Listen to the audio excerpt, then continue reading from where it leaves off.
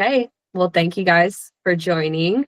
Today's call is Menstrual Cycle Clarity, which I'm so excited for. I love this topic. So if there's any questions that come up on this call that we can't get to, or you want to just ask privately, please feel free to message myself or Shalise. I am not an expert on any of this, but I do track my own cycle. And I've helped a lot of my clients track their cycles. And so I have a lot of experience for myself and then my clients as well. So please talk to your doctors if you need any any medical advice.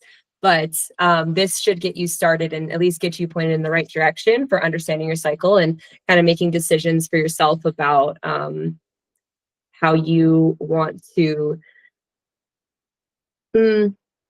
interact with your cycle, I'll say. So we'll talk about what to expect during the phases of your menstrual cycle and why, different methods and reasons for tracking your cycle. We'll talk about how to effectively cycle sync, which is a buzzword right now.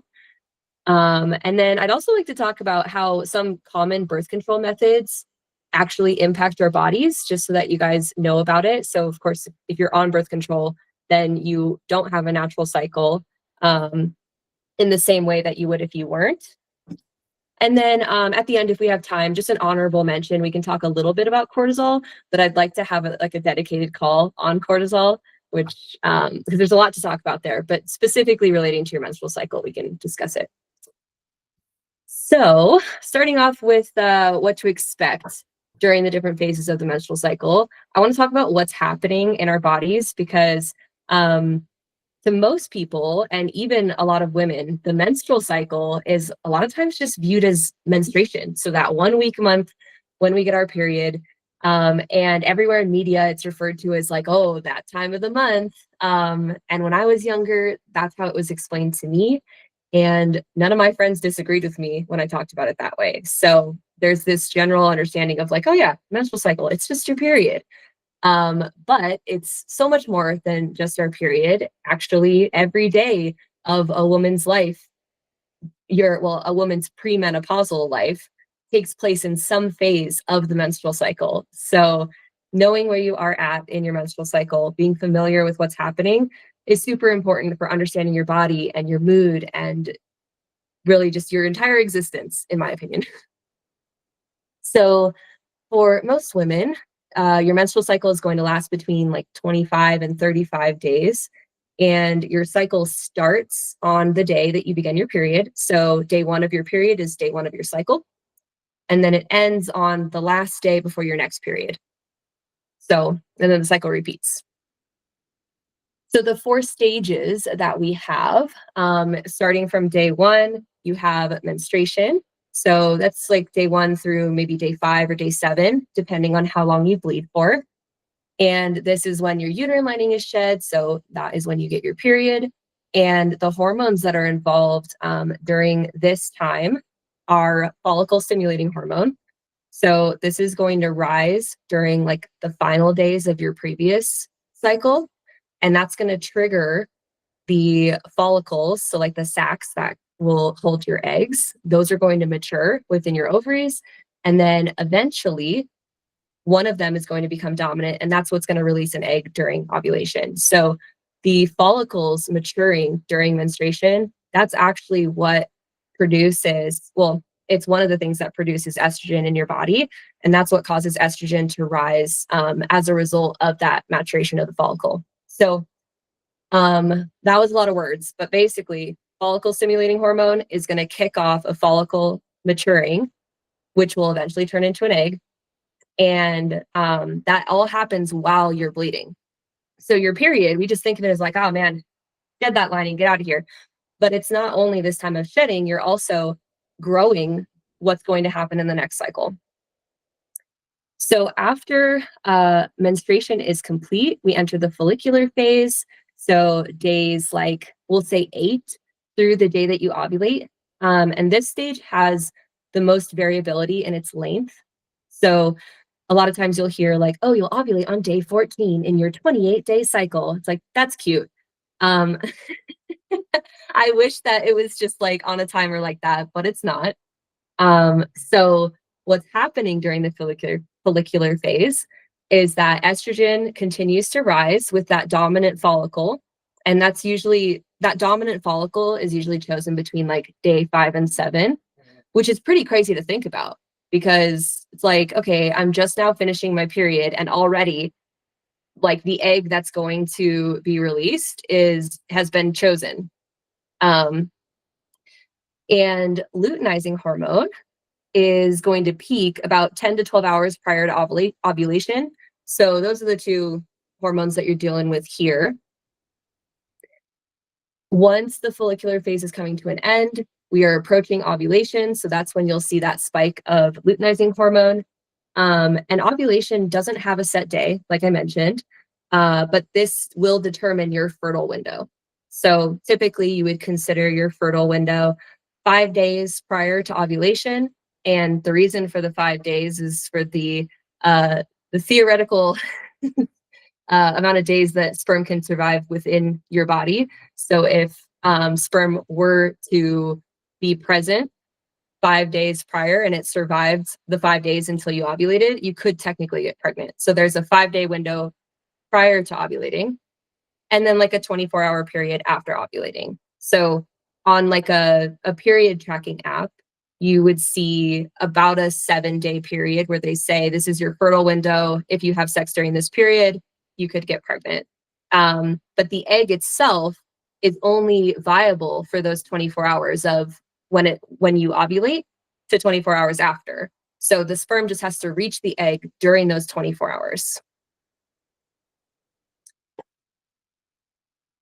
Cool stuff. But also kind of dangerous because if you tell your 15-year-old, or sorry, 15 is a little young. Sorry, if you tell your 18-year-old, but yeah, you tell your daughter, okay, so there's only 24 hours really when you can get pregnant. It's like, well, there's a lot of nuance here, but we're not going to tell them that. So when you're ovulating, this is the peak level of estrogen as well as luteinizing hormone. That's kind of what triggers ovulation to happen. And then after ovulation, those will both immediately start to drop. And then you also get a slight boost in testosterone surrounding ovulation. And otherwise, testosterone's pretty stable, like during your follicular and your luteal phase. So just that little hump in during ovulation is when you're going to have that increased testosterone. And then the fourth phase is going to be the luteal phase. So this is ovulation through the end of your cycle, usually around 14 days. And this is the part that you'll probably see a lot of people on social media talking about. So after ovulation, that mature follicle is going to transform into something different, the corpus luteum, and this is what will trigger, it will create progesterone. And progesterone is going to be the primary hormone that's running your life during the luteal phase. So progesterone will become dominant. Estrogen, after you ovulate, it does drop, but we see a slight increase. So it does start to increase along with progesterone, but still progesterone is dominant. And then that's like halfway through. Once you hit halfway through the luteal phase, estrogen will begin to drop again, progesterone will begin to drop again, and then the decline of both of those will trigger your next period, and then the cycle repeats over and over and over. So there are some really awesome graphs. I know I just talked about all of this, but if you do want to see any of this and like be able to visualize it, you can just Google like hormone levels throughout menstrual cycle, and it'll show you a graph of like luteinizing hormone, progesterone, estrogen, and then follicle stimulating hormone. So any questions on that before we talk about like outside of what's actually happening, we'll talk about how does that impact you? Okay. Shalise, do you have anything you want to add to the first part? Okay. So this is the fun part where we take like, all right, now that we know what's happening within our bodies, all this stuff, all these hormones, we can talk about what it means for us in our day-to-day life. So the 4 phases, menstruation, follicular, ovulation, and luteal, those can be compared to the seasons of the year. I think so many things in life can be compared to the seasons of the year, but I do like comparing the menstrual cycle to the seasons. So your follicular phase, we'll start with that. That is going to be your spring. There's a lot of growth there. Your follicles are maturing, the uterine lining is thickening, estrogen is rising. And because of all of that, we feel social. You can feel very focused, happy. Your appetite is more stable, potentially more insulin sensitive. And honestly, this is like your power week. Um, I seriously feel unstoppable during this week. And that's not to say that I don't still have bad days or off days during this week, but just in general, like energy is so much higher.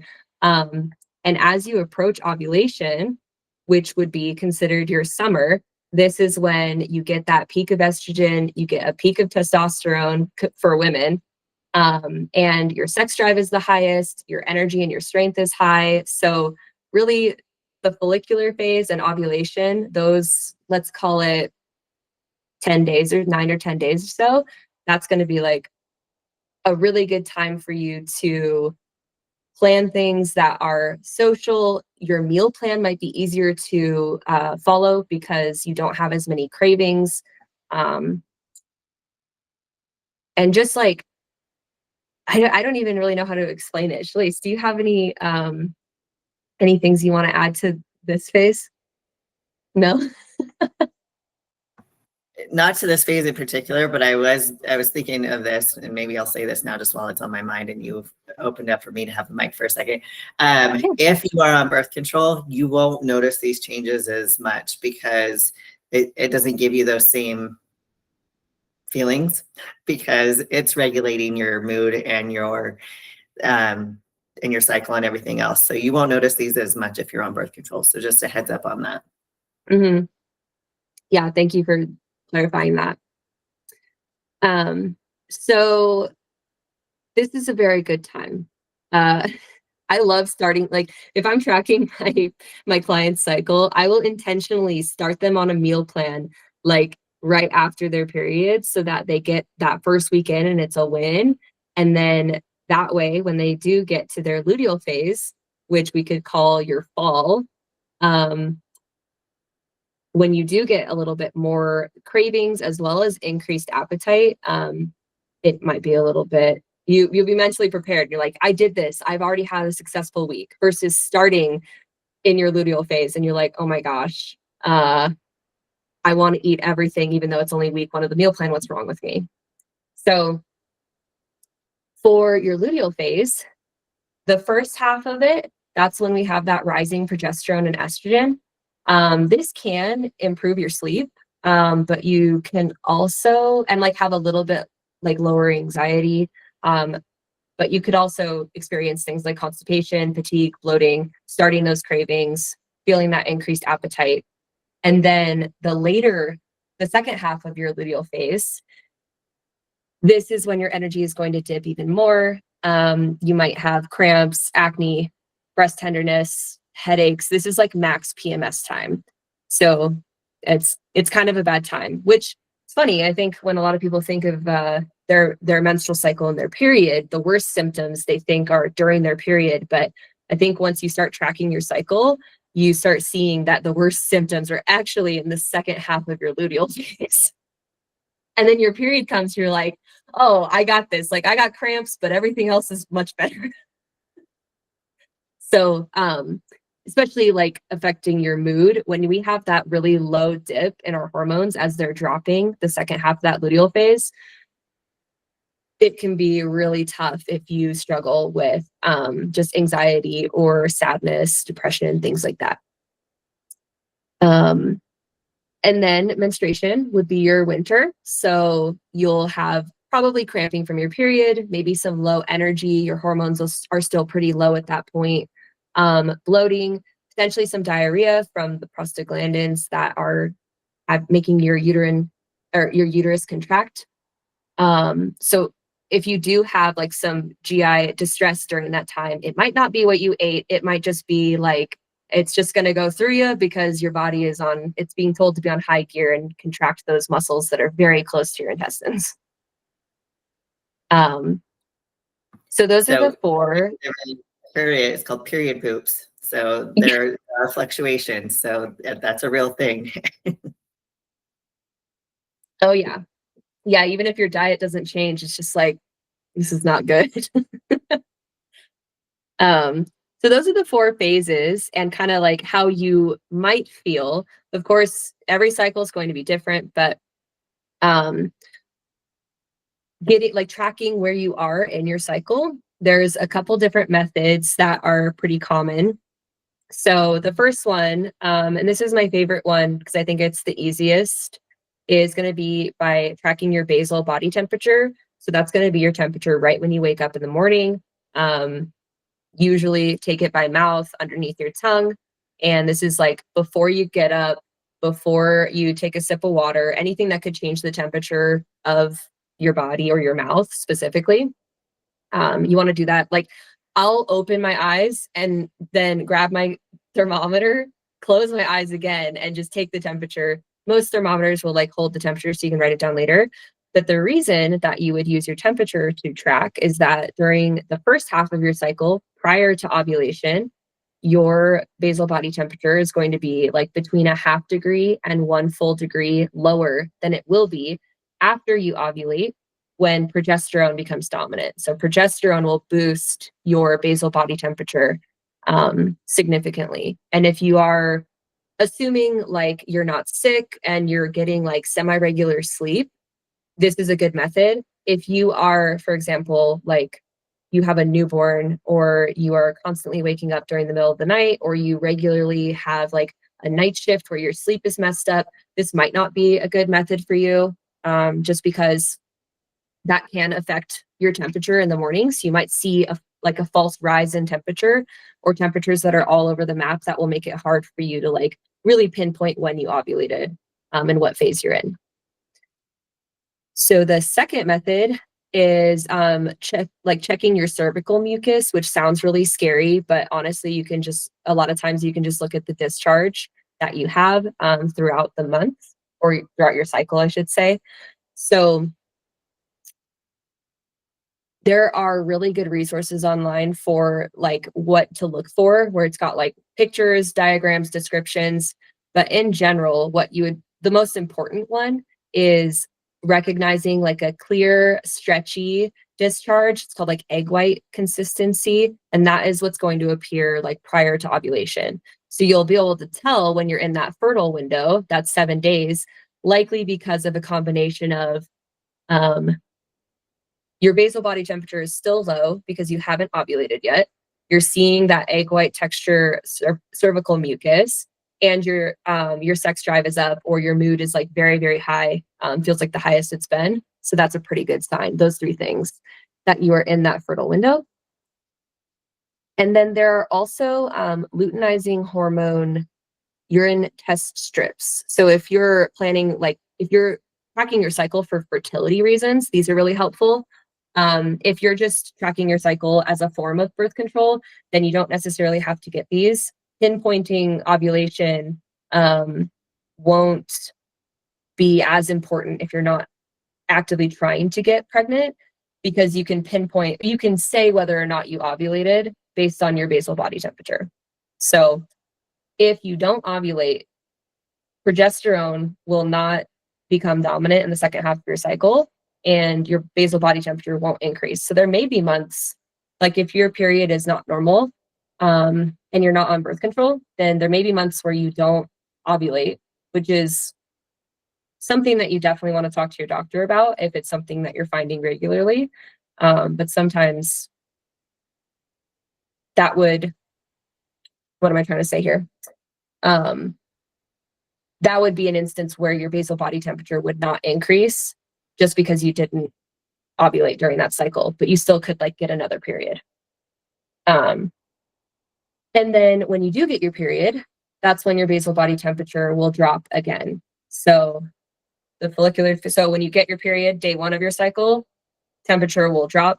So like I could wake up one morning and say, oh, I might get my period today. Take my temperature. If it's dropped, if it's down to like 96.9, which is common for me, I'm like, oh, getting my period today. And then give it a few hours, I start to bleed. And then same kind of thing, like when you're experiencing those symptoms that are going to be happening around ovulation, you wake up one morning, take your temperature, and it's elevated to like, I'll regularly see things like 98.2 after I've ovulated. And it's like, okay, I see that one day, probably ovulated, see it for a second day. All right, pretty much confirmed. And then I'm just very careful. So I'm like, third day, if it's elevated, like we're good. We're in luteal phase now. So I think that's all I have on tracking. You want to add anything there, Shlace? You say no? Okay. Sorry, there's a lot of background noise. I'm muting right now. Oh, okay. No worries. So what does all of this, that was like all the information. So hopefully that was helpful. If there's any questions, like I said, please feel free to chime in and ask those at any point. But what does all of this mean for cycle syncing, which is a hot topic? And when it comes to nutrition and training, instead of adjusting your plan based on where you are at in your cycle, I would recommend adjusting like your mindset and your expectations based on where you're at in your cycle. And so that's like my main issue with cycle syncing, how it's presented most of the time online. It's like predictive in a negative way, like it's poorly predictive instead of reactive to what you're actually feeling. So like for example, go Taylor, ahead. So I would say maybe explain what cycle syncing is, because we might know what that is, but they might not know, they might not follow all the same threads and algorithms and stuff that we follow on social media. So what is cycle syncing? Yes.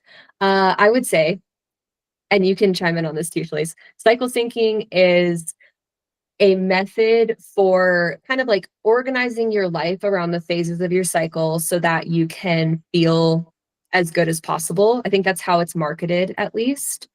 And a lot of times it will say, when you're in this phase, exercise this way, eat this way, sleep this way, like do all these things during this time of the month. And so it's very prescriptive.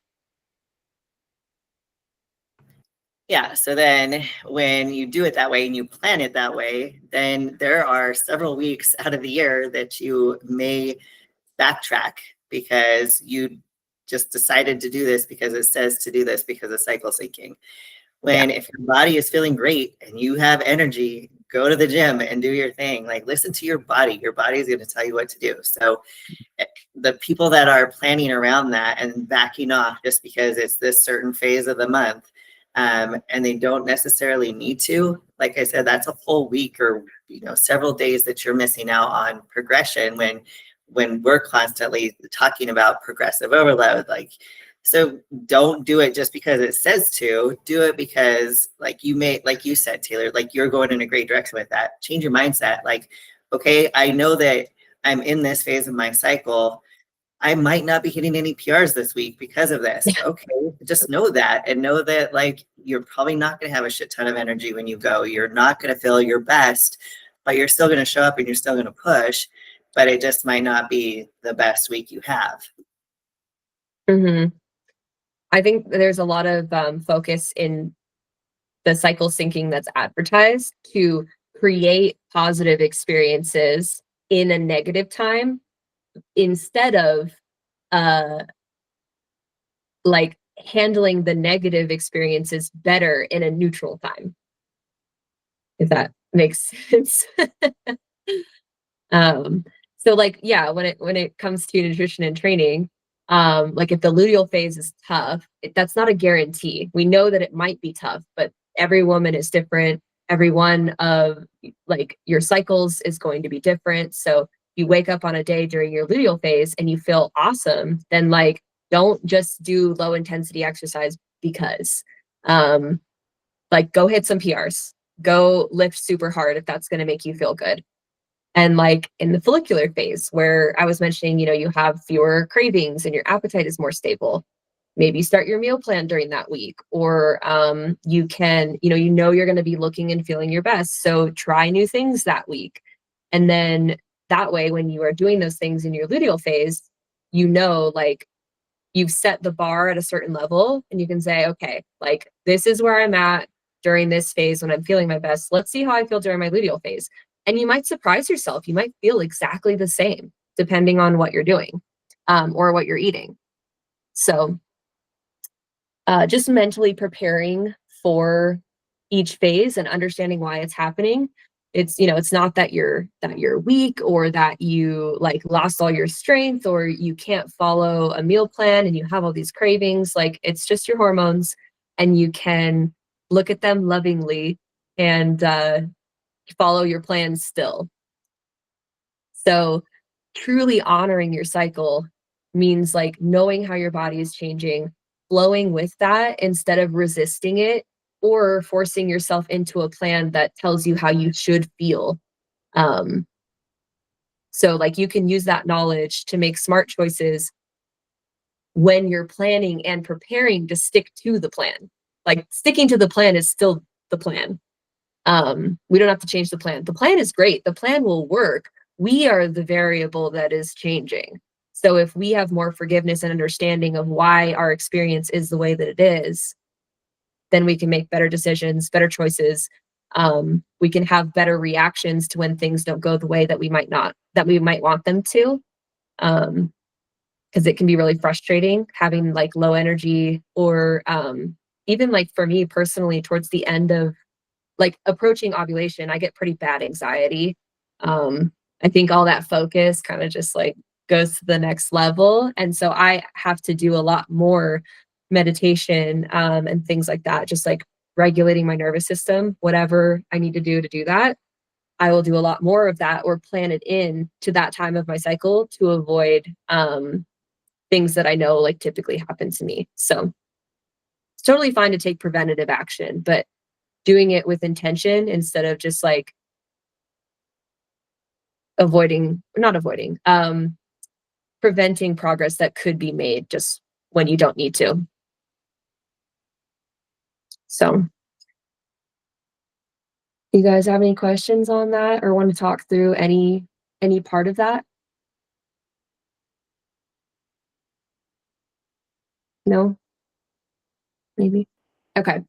Really quick, before we get into birth control, here's the honorable mention for cortisol. We'll just cover it really quick. So during the 4 phases, you might see slight changes to your cortisol levels in general. And then, like I said, we should do a full call on cortisol because it's way more complex than what I'm about to tell you. But this is just something to keep in mind that will also kind of explain maybe some of the ways that you're feeling, your mood, reactivity, things like that. During menstruation, there's like a very slight increase in your cortisol response. So like during your period, you might still have a little bit of that elevated cortisol from your luteal phase. Follicular phase, it is down. So that week that you're feeling great, your cortisol is also slightly lowered. When you're ovulating, it's going to start to go up. And then during your luteal phase, it is a little bit elevated. So kind of goes in line with just the general mood that you're feeling, but cortisol doesn't just mean mood. It doesn't just mean more of it is bad. So just things to keep in mind. But we can go ahead and talk through some different birth control methods. I have the 3 main ones that I'm familiar with, and then if there are any others that you guys want to talk about, we can. But the first one is either like the combo pill or the NuvaRing. So any method that has both synthetic estrogen and progestin. And so when you're taking a combo pill every single day, or like a NuvaRing is releasing the hormones like in a steady stream for the 3 weeks that you have it in, your body essentially always thinks it's in the luteal phase. So your follicles are not going to mature completely, and you won't get that estrogen spike. You won't get that luteinizing hormone surge. So ovulation doesn't occur. So that's like probably the main method of preventing pregnancy with a combo birth control method, is that you don't ovulate. So you're stopping your body from that process. So your normal like highs and lows that you would have of your hormones throughout your natural cycle are suppressed. It also will thicken your cervical mucus, and then it thins your uterine lining. So again, you could probably just like put all of this under the umbrella of suppression of your body's natural rhythm. So where you would normally see like those highs and lows we talked about, the spike of estrogen where you feel really, really good, that Shalais mentioned, you're not going to feel that because you're pretty much just level throughout the month. The second method would be a progestin only pill. So like I think it's called the mini pill. Is that what it's called? I forget the name.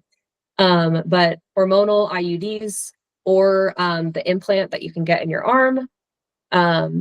So those don't have any estrogen. They just have progestin. And so this thickens the cervical mucus and thins the uterine lining. But depending on the dosage, it might not prevent ovulation. So the mini pill and the IUD probably won't stop ovulation. It might, but probably won't. And then if you get either an implant or like is it Depo or Depot shot? Do you know how to say which one it is? I always thought it was Depo, but Depo. Okay, yeah, the Depo shot. So those probably will stop those will stop ovulation. And so these ones, there's like, I'm going in order of the most hormonal involvement to the least. So of course, estrogen and progestin will be more. Progestin only is going to have like less of an impact. And then the third option would be non-hormonal, a copper IUD. So with a copper IUD, ovulation is not stopped, but the IUD itself kind of causes the uterus to have this inflammatory response. And so there's just the IUD, like having anything inserted there will trigger an inflammatory response. So you get white blood cells coming to the rescue, which will target anything foreign, including sperm. And then, of course, the copper part of the copper IUD will, over time, release copper ions, and that creates an additional inflammatory response in the uterus. So those can act on the cervical mucus, making it harmful to sperm. It can also potentially harm your egg. So just in general, it can sound kind of scary, just saying like, oh, there's an inflammatory response in your uterus, but it is intentional and localized, and that is why it works. So all three methods do some sort of, okay, we want to stop you from ovulating, we want to make it hard for the sperm to get in here, and we want to make it so that if there were a fertilized egg that wanted to implant, it wouldn't be able to, because of either we are thinning your uterine lining, or the copper IUD is creating this inflammatory response and making it so that it is unlikely for an egg to implant. So all three of those things are important to understand when you're making a decision of like, okay, do I want to track my cycle? Do I want to take birth control? And it's just about what you're comfortable with, and what's most convenient. But of course, I would encourage everyone to embrace their natural cycle and track it if it's something that's possible for you, and learn to work with and kind of embrace those like highs and lows. We're supposed to go through this cycle every 25 to 35 days. And it can be really, really beautiful, and a way for you to allow yourself to rest when you know that you need to rest, and create when you know that it's time for, when you have all this extra focus and you have this social energy, and you're glowing or whatever. So that's kind of everything that I have for you guys. Let me close this door, but if Lacey, you want to chat about anything? I just do want to make a plug. So a lot of this stuff, of course, with us being coaches, we try to educate ourselves the best we can to help all of our female clients, right? So a lot of the books that I've used to refresh my memory of a lot of things, but then also to guide how I'm asked or, suggesting you guys supplement or, to kind of figure out what's going on when I hear like the biofeedback about, period poops or, the low energy, all of that kind of stuff. I always refer back to a couple books. So I wanted to share those books with you too. And one of them is also, so I personally, because of everything that I've studied in the past, am not a huge fan of birth control pills or birth control period, because it's because of the fact that it doesn't let your body naturally do things. And I think a lot of doctors overprescribe it for PCOS or for whatever symptom you're having when you don't necessarily need it because it doesn't support those things. So one of those that I would suggest if you're ever wondering about coming off birth control is Beyond the Pill.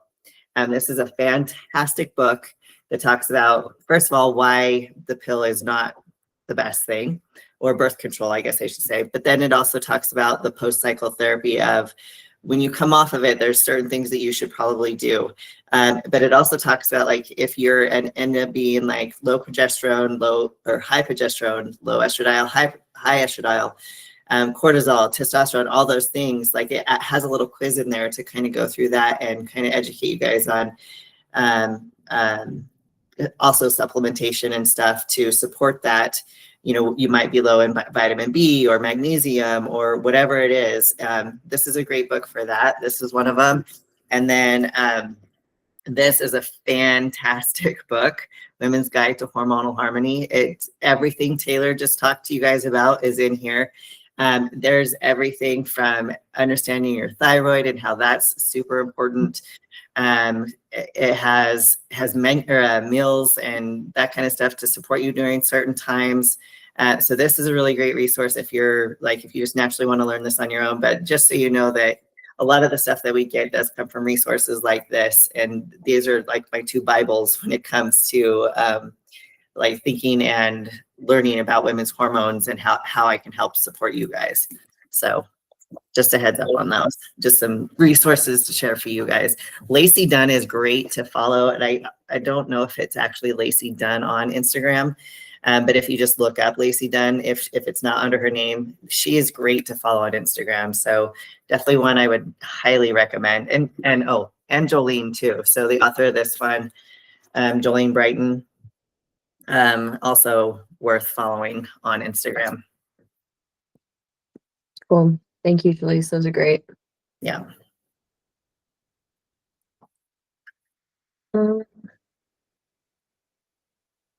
Yeah, I think I forget how long it's been. I was on a combo birth control pill for probably 10 years, from like 17 to 27. I think it was 11 actually, 17 to 28. And it's been 3 years now that I've been off of birth control and tracking my cycle. So I had a very specific reason for doing it. And so if anyone wants to hear a story about someone going off of birth control, feel free to reach out to me. I would love to share my story with you because it was largely like emotional and surprisingly spiritual and all these things. So I would be very open to sharing that if anyone wants to hear it. But I feel like I know myself a lot better, and I think I can understand, other women a lot better now too, just knowing like what we go through every single month. And when you are on the pill, you just don't have that or don't experience it. Doesn't make you any less of a woman. That's not what I'm trying to say, but it just changes your experience a ton. And so part of being a woman is being able to feel those highs and lows. So, okay, I'm getting all sappy, but you know what I mean? It's true. It's important. Our natural cycle is there for a reason. So we don't have to be afraid of it. We don't have to suppress it or put a Band-Aid over it. We can learn to work with it.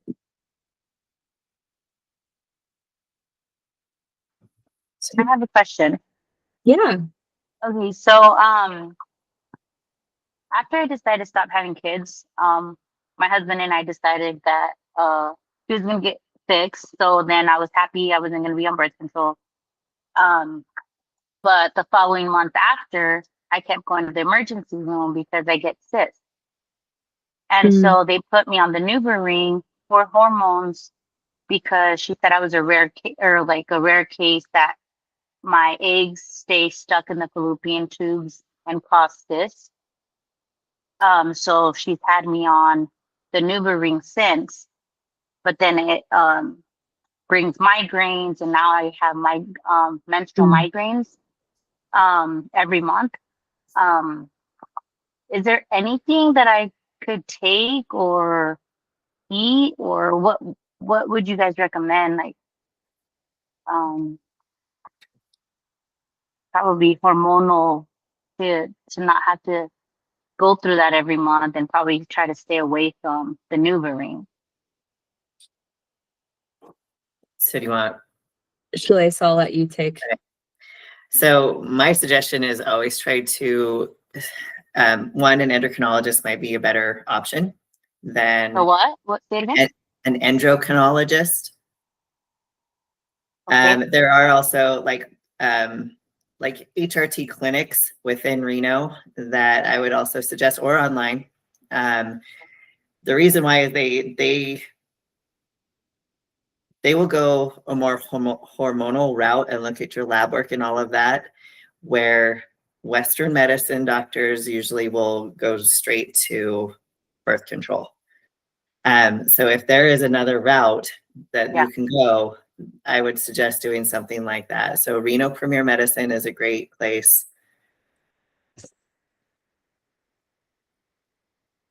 And I know he's very inexpensive compared to a lot of other clinics here in Reno locally. Okay. Advanced Vitality, who I work with personally, and I've had a lot of my clients work through them. They're virtual. I have not been to Reno Premier myself. So I just know several people who have and have had a couple clients go there.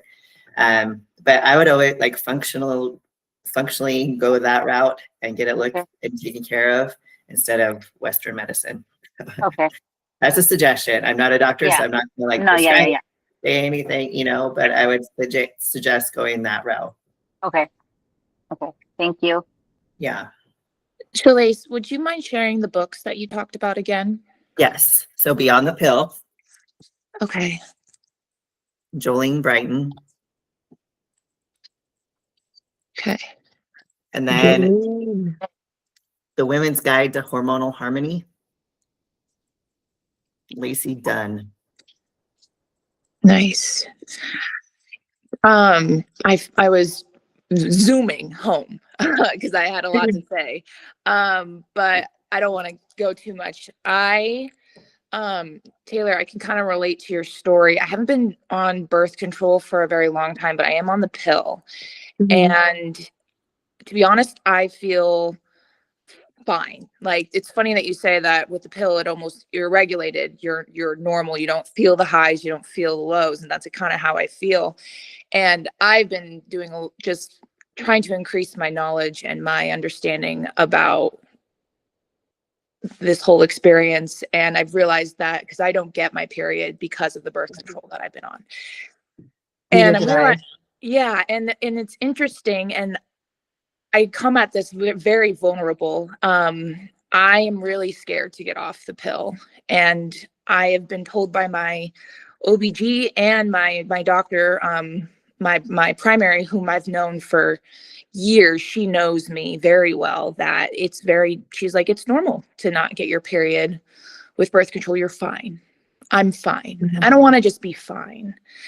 And it's really scary because I did come off of it briefly, and I was in some of the worst pain I was going through tampons in 2 hours. I was abruptly woken in the middle of the night, having to deal with all that, and not to be frank, but to be frank, I had a blood clot come out on the floor when I was running to the bathroom, like just really scared. It freaked me out. And I really didn't, so I went back on and I was fine. I was like, thank God, like it was just so scary. And so I appreciate the book recommendations. I'm definitely interested, and I would be potentially interested in hearing your story too, Taylor, about getting off.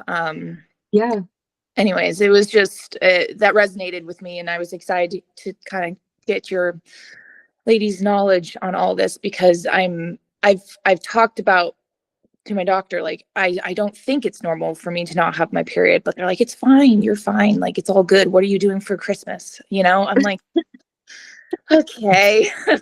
And I guess maybe, I don't know, some advice to advocate for myself. I might really look into these books just to see what I can do, because the getting off of it was really hard. It was really hard. I never had issues with my periods before, and it was more just irregularities. I did change I had my period for a while with my birth control, then I changed to a different one, and this one I've been on and off, I guess, for 2-3 years. But anyways, that was very long-winded. Sorry, I was holding that in on my drive. I was like, I got so much to say, but I don't know. I guess I will look into these books, but I don't know, any advice to advocate to my doctor, which is crazy because these are women that I'm talking to, and I grew up with them, and it's just interesting.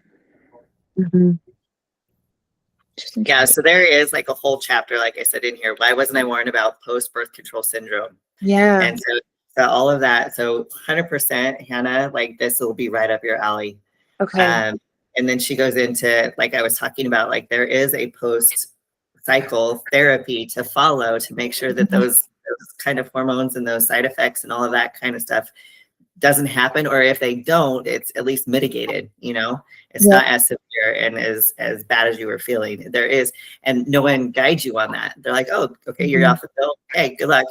But no one never guides you on that. So this is a great awesome book for you to kind of refer to. And I was going to say something else about that, I forgot. Okay, well, I mean, I just been Dr. Mary Claire Haver, Stacy Sims. I just came across I just came across a lot of this information, and I mean, also I just got some really extensive blood work back, and thankfully things look fairly good, but I think they could be better, and I don't know if I want to have children. I don't know if I'm suppressing, this function that's completely normal. It opened a lot of feelings and a lot of doors that I didn't realize I thought I cared about, which again, I'm 27, but anyways, it was just very interesting. So I really, really, really appreciate this information, because I want to do a little bit more research and understanding. So, yeah. Yeah, definitely. Yeah, read the book. Like, if you do get this book, how you feel afterwards, and if it helps. Yeah, absolutely. I will. And no, I appreciate it. This was a very important conversation to have. And I also, I mean, my mother is an incredible woman, and she's been going through menopause, and she's been trying to share her story with all of this too. And she brings up these, not concerns for me, but just these thoughts. And I told her about this meeting, and she goes, "Oh my gosh, you should ask your questions, or like to tell your story." I'm like, "Thanks, Mom. Advocate for me." But no, I appreciate it, and I will probably get this book, because a lot of answers. So thank you, ladies. I appreciate it a lot. And I'll say some about this too. So because of competing and that toll that it took on my body, there was several years there where I could not be, there was absolutely no sex happening, because I was in so much pain. And I went to the doctor, to my OBGYN, and I was telling her, this is the issue I'm having. It hurts. Like, I cannot have sex with my husband, and it's been a very long time. And I go, I was in late 30s, early 40s at this point. I'm like, this is ridiculous for my age. Like, I shouldn't be feeling this way. And she said absolutely no to any lab work being done. I'm like, can I please see where my hormone levels are? Like, and nope, I don't believe in that because they fluctuate all the time. Look, I get that, but can I please have some lab work done? Nope, nope, nope. And that's why I turned to these places like I was talking to you guys about, because I couldn't, like, no matter how much I advocated for myself, they were listening to me. And she went on to like all these other things that I could be doing instead, like all these classes that I could go to learn how to stretch out my vagina and how to, and then there was a Mona Lisa surgery to help with all of this stuff, like these super extensive things to go through, when all I had to do was get my lab work done and realize that I had absolutely no estrogen, progesterone, or testosterone, and to get on HRT. And I've been fantastic ever since. Yeah. And I mean, all of this wouldn't have been figured out had I not advocated for myself and said, absolutely not. Like, there's something else is going on. And I know my body. Like, I should not be feeling like this at my age. Absolutely not. Mm-hmm. So I hate that you're fine. And those comments from doctors, it's like, I'm not. I know my body well enough to know that this is not normal. Yeah, 100%. And that's why, I mean, I went through a third party, I guess, to get this blood work done, because they were like, you don't need it. You're fine. And bless my brother, he's a physician's assistant. I was like, Hank, I think I want to get my hormones checked. He goes, you're fine. What are you talking about? Like, he was being a brother, obviously, but I was just like, I just was like, why do I keep hearing this word? And it was driving me crazy. No, I appreciate you hearing that, Shalise. And I've been telling my friends, like, go get your hormones checked. Do it. Yeah. It's so important. It's just opened my lens. My gaze has been such widened because of all this information. And I just can't believe that it keeps happening. I keep hearing this over and over, and it's very disappointing. It's disappointing. Yeah. Anyways. Yes. Yeah. How old are you again? Sorry? How old are you again? I'm 27. Yeah, so young 20s, like, yes. And it's always hard because I'm like, even with a lot of my clients that are in their 20s, I'm like, oh my gosh, you're so young. But like, you're like, all these symptoms that you're sharing with me, like, no, let's go get it checked because we should. I mean, okay, so it shows nothing. Cool. Then great. At least we know it shows nothing. Yeah. But like, better to be informed than just, not feel great. Yeah, absolutely. Knowledge is power. And I think there's a lot of information out there, and sifting through it has been difficult for me, at least, because I it's so interesting that you talk about cycle syncing, and I'm like, where did this even come from? And I feel like it was definitely very influencer health and wellness woo-woo kind of focused. And I have an Oura ring, and if I don't look at my Oura ring anymore directly in the morning, because if it says like, oh, your readiness is like 80, and I was planning on going for a run, like sometimes that was like almost getting to my head, like, oh, maybe I shouldn't run. No, I was gonna run. Like, I'm gonna go run. Excuse me, sorry. I just was like, so it's so interesting how those kind of almost psych it influences you, and the trends of it all is very interesting, and how I see a lot of my friends kind of fall into that trap. And I'm like, no, wait, let me help you. Let me give you a different perspective. You are still a basketball player. Go shoot, go get shots up, even if you're on your period. Like, just get some movement in. Anyways, sorry, a lot of this resonated with me. So no, I appreciate all this information. Super helpful. Keep paying it forward, Hannah. Yeah. Trying to do my best here, trying to help my team out. That's right. No, thank you, ladies. Yeah. Very helpful. For sure. And Angie, with you, like, I hope you can find another route. Because I think, especially with like your migraines and stuff, I think there's other ways to mitigate all of that, and without the NuvaRing.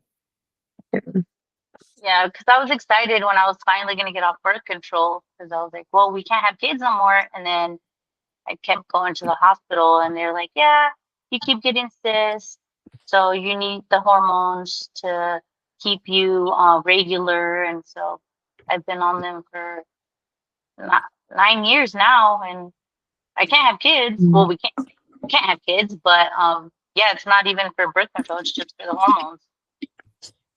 And she kept playing with it, because one year I had no period. So she would just make me take it out after the 4th week, the same day, put a new one in. And we did that for a year until I visited her again. And that didn't work. She's like, okay, go back to 3 weeks and then getting a period. And so then she just came to the conclusion that it was just hormonal migraines, because I went to go get tested. I got CAT scans on my brain and everything looked normal. And so she's like, yeah, it's hormonal migraines. Which even at that, like there's still things that can, I don't know, that can support that. So those don't happen. Yeah. So I mean, that's migraines they're caused for some reason. There's some deficiency somewhere. So figuring out what that is. And Yeah. And I'm not saying NuvaRing isn't the answer. I don't know. I'm not a doctor, truly. Yeah. But I just know that there's other alternative options that might be more supportive. Yeah. Without that side effect. Birth Thank control you. is used as a band-aid so often for so many different symptoms that, like, you know, like you're saying, Shalice, you know, could be solved in other ways. It really does cause like fear surrounding going off and not using it, because it's like, okay, well, this thing, it got rid of the one symptom that I had. Maybe some others popped up, but it's less bad than the one that I was having. So let's just stay here. But you don't want to just be fine. You want to be, you know, you want to thrive. Totally. It's interesting. Just seeing my mom go through menopause. Uh-oh. Oh no, Pause, Tana. she froze. Shoot. No. Maybe she'll come back soon.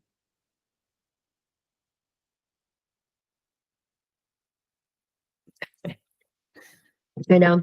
Well, I think the one thing I did want to say is that, you know, both of you guys have a community here. So either it's something that like we individually have gone through, or we have clients that have gone through it and we've helped them, and, you know, worked alongside either traditional doctors or places like Advanced Vitality and like HRT clinics and stuff like that. So we have seen it happen, and it's good to hear everybody's story. Oh, bye, Hannah. And then just learn more each and every time, because everyone is different. But Yeah.